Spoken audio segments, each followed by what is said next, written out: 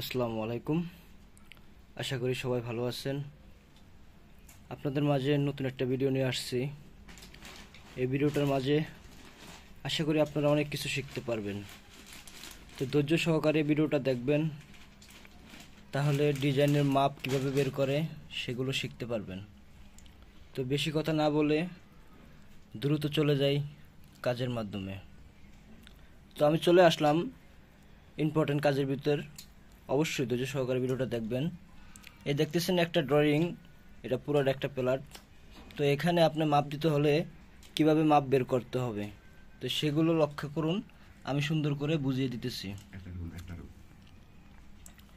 তো এখানে আপনারা দেখতেছেন একটা রুমের ভিতরে একটা টয়লেট, একটা বারান্দা আর ফ্যান বক্স মানে রুম। তো আপনারা এই ফ্যান বক্সটা কীভাবে বের করবেন আর বারান্দাটা কীভাবে বের করবেন, টয়লেটটা কীভাবে বের করবেন। তো দেখুন এই জায়গা দেওয়া আছে কত, 10 ফিট বাই 11 ফিট। তো আপনার হিসাব করতে হবে দূরত্বটা কোন দিকে বেশি। তো আমার দূরত্ব এদিকে বেশি, তার মানে এদিকে আমার 11 ফিট। তো আপনি এখান থেকে বাইরে থেকে 5 ইঞ্চি গাঁথনি ছেড়ে তারপরে টান দিবেন, দেওয়ার পরে 11 ফিট যে জায়গায় আসে ওই জায়গা থেকে আবার 5 ইঞ্চি গাঁথনি দিবেন, তাহলে আপনার রুম এদিক দিয়ে বেরিয়ে গেল।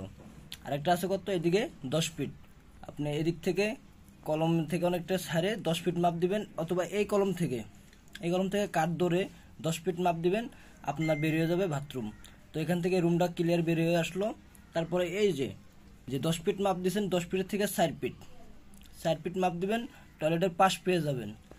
আরেকটা বিষয় হচ্ছে যে টয়লেটের লম্বা দিকটা কলমের আউটসাইড থেকে 7 ফিট 6 ইঞ্চি নেবেন, তাহলে আপনার রুমের যেই মাপটা আছে 11 ফিট আর যা 7 ফিট 6, তা ওইটা অ্যাকুরেট হয়ে যাবে।